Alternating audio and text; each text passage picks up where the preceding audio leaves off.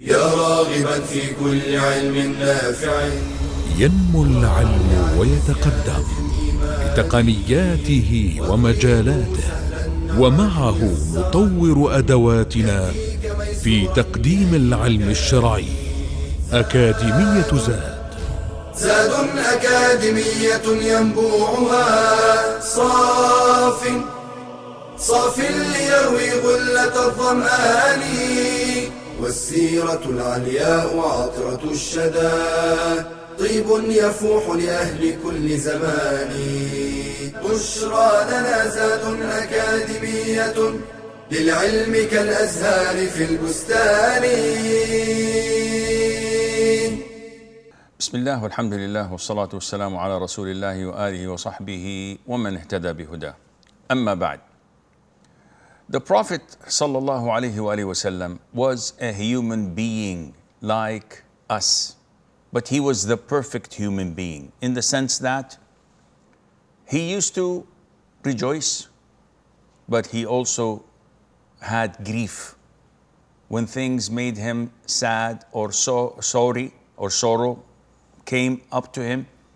This was normal, and this is a gift from Allah Azza wa Jal to us, to know and to acknowledge that our role model himself has these feelings which are natural. And sorrow and grief, sadness, such negative feelings are natural because they come to every one of us. Allah Azza wa Jal says in the Quran, لَقَدْ خَلَقْنَا الْإِنسَانَ فِي كَبَدٍ. We have created mankind in hardship, in trials, in difficulties. And this is part of life. You would never find the taste of comfort and true happiness until you put your first foot in Jannah, in paradise. The moment you put your first foot in paradise, there's no going back. It's over. It's happiness for eternity. And this is why the people of Jannah, as Allah tells us in the Quran, when they're admitted to Jannah, they say, Alhamdulillahi alladhi adhaba anna al-hazan. Praise be to Allah who took away the sorrow. So there is no more sorrow in Jannah. And this grief, this sadness, the Prophet ﷺ used to seek refuge in Allah from it. In the famous dua, Allahumma inna a'udhu bika min al-hammi wal-hazan. Oh Allah, I seek refuge in you from worries and sorrow. Worries of things that may come and sorrow of things of the past. And sorrow itself and grief is not something that is praised. It's a calamity. It is something you seek refuge in Allah from. But when it takes place, then you have to be patient, because it is something that you would be rewarded for. The Prophet said, alayhi salatu wasalam, in an authentic hadith, that any type of sorrow or worries, even a thorn that pricks you, Allah would erase your sins from it or through it. But what are the causes of sorrow that the Prophet ﷺ used to have? He used to feel the grief and the sorrow when people turned their backs to his call, to his da'wah, when he's calling them to save themselves from hellfire, when he's inviting them to be admitted to Jannah and they refuse and reject. Allah says in the Quran, we know that it grieves you, it saddens you, that what they say. But let it be known that they do not accuse you of lying. However, the wrongdoers reject the signs of Allah Azza wa Jal. And Allah said to His Messenger alayhi salam, and be patient and your patience is only through Allah, and don't feel sorry for them. So this is certainly one of the main causes of the Prophet's grief, alayhi salatu salam, and being sad at times for his keenness that all humanity would accept Islam, and they are the one who are rejecting that. Also, one of the reasons for the Prophet's grief, alayhi salatu wasalam, is when the revelation ceased and stopped momentarily.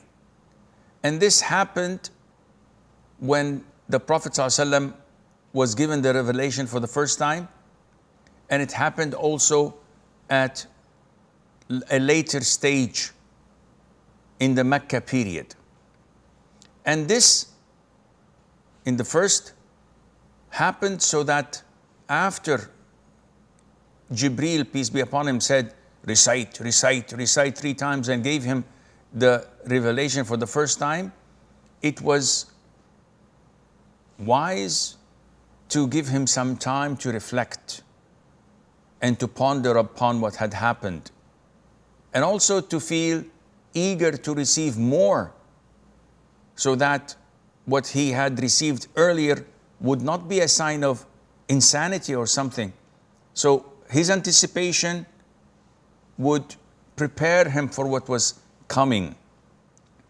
And this is why in the beginning that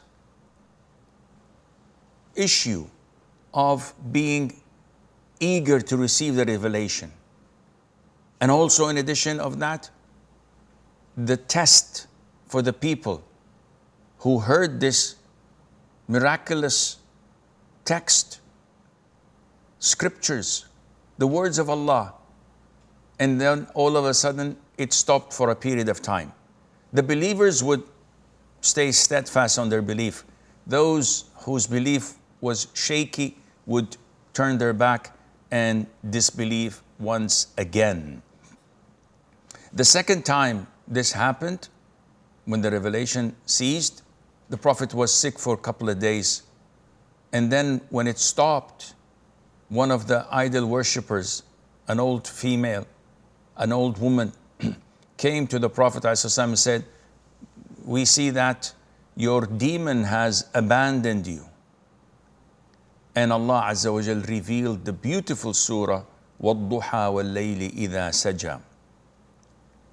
And this shows you how the enemies of Islam are so happy when any interruption takes place at the flow of Islam. Seizing the revelation, stopping the revelation for a period of time, few days, makes them happy as if this had stopped forever. Any defeat or weakness in the Muslim ummah, the Muslim body, they have extreme joy in seeing that, because they are enemies of Islam.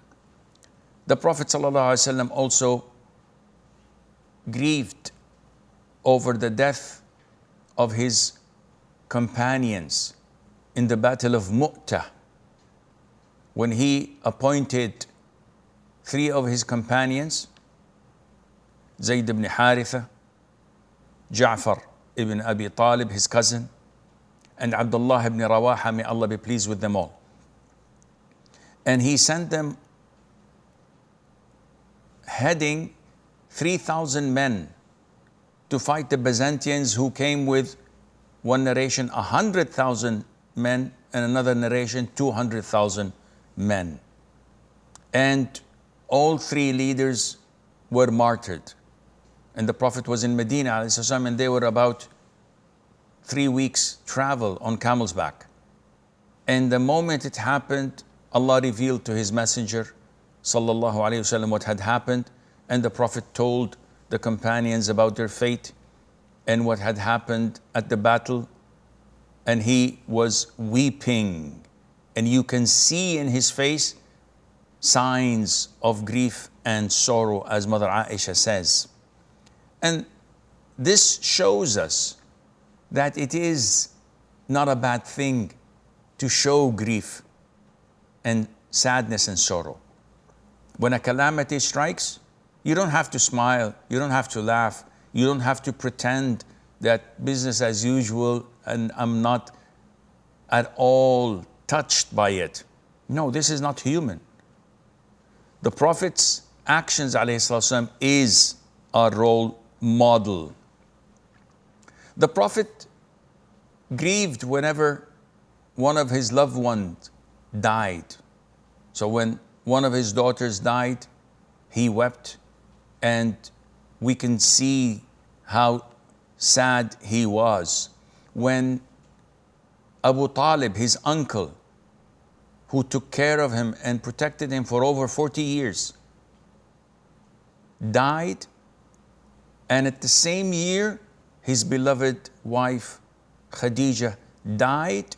That year was known as the year of sorrow. Although this is not an authentic description of that year in the books of Seerah, because it was challenged by some of the scholars of Hadith, but it is a well-known description of it in most books of Seerah. Amul Huzn, the year of grief. And also, when the Prophet ﷺ, one of his grandchildren died, he wept and his eyes were filled with tears. Sa'd ibn Ubadah and Ubay were among the companions attending this. And Sa'd says, "O Prophet of Allah, what is this?" He was shocked that the Prophet wept out of grief. And the Prophet explained to him that this is the mercy of Allah, and Allah places it in whom He ever wishes from the hearts of His servants, and it's a mercy that only the merciful receive. Anas ibn Malik also tells us about, and we've said this so many times, about his grief over his son, Ibrahim, whom he was blessed with at the end of his life when he was like 61, 62 years of age. And he had no male offspring of his, only girls. And he was very happy when he was born, but when he died, age 6 months, some say 1 year, he said these beautiful words, Al-qalbu yahzan, the heart is saddened and grieved, and the eyes weep, and we don't say anything except that pleases Allah, but by Allah, by leaving you and departing you, O Ibrahim, we are saddened and grieved. And likewise, when his beloved companion Uthman ibn Mad'un died in Medina, Mother Aisha says, when the Prophet came to see him and found him dead, he kissed him between the eyes while he's lying there dead, and the Prophet was weeping and his eyes were filled with tears. He was the first among the migrants from Mecca to die in Medina and to be buried in Al-Baqi'. And finally, also when Sa'd ibn Mu'adh, the master and the head of Al-Aws, may Allah be pleased with him, when he died, also Sayyid al-Shuhada, the master of all martyrs, Hamza, when he died, he sallallahu alaihi wasallam grieved over them, and we can see that visible on his face. This was how the Prophet sallallahu alaihi wasallam grieved. No wailing, no shouting, only sorrow and sadness could be detected on his face, and his eyes would water and he would weep silently. And this shows you how his heart was filled with such emotions due to the love for his ummah and for his loved ones. هذا والله أعلم ونسبة العلم إليه أسلم وصلى الله وسلم وبارك على عبده ورسوله نبينا محمد. يا راغبا في كل علم نافع ينمو العلم ويتقدم بتقنياته ومجالاته، ومعه نطور أدواتنا في تقديم العلم الشرعي. أكاديمية زاد أكاديمية ينبوعها صاف ليروي غلة الظمآن، والسيرة العلياء عطرة الشدى طيب يفوح لأهل كل زمان. بشرى لنا زاد أكاديمية للعلم كالأزهار في البستان.